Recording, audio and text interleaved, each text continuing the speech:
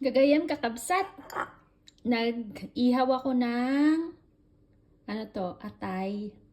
Yan, nagkikrave ako ng liver. Yan. Kita nyo?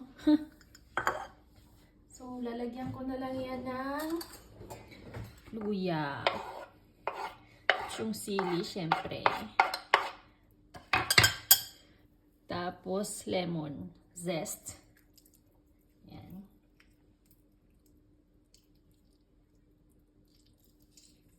Masarap to. After nyan, lagyan natin ng salt and pepper.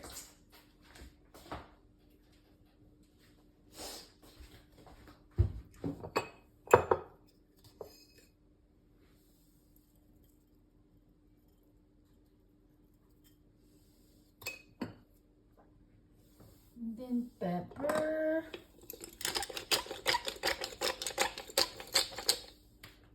Solve na. Patay na ang diet na naman. Wala naman nagda-diet, ano? Yan.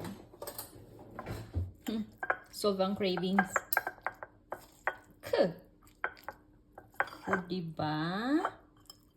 Parang maliit yata yung lalagyan ko. Ako lang kakain nito. Mag-isa. O, diba? Swerte ko.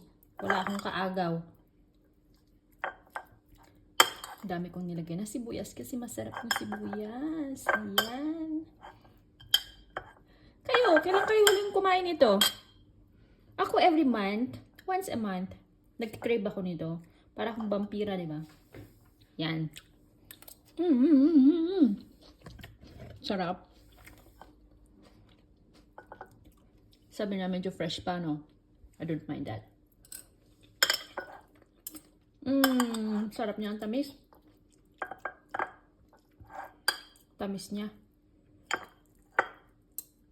Basta once a month ako niya, nagkikrave ako niyan.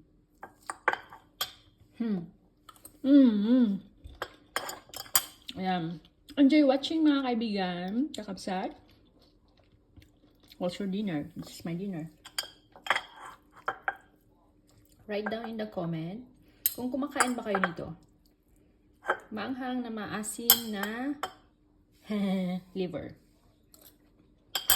Boiled in the pan lang siya kasi malamig sa labas. Bye-bye for now.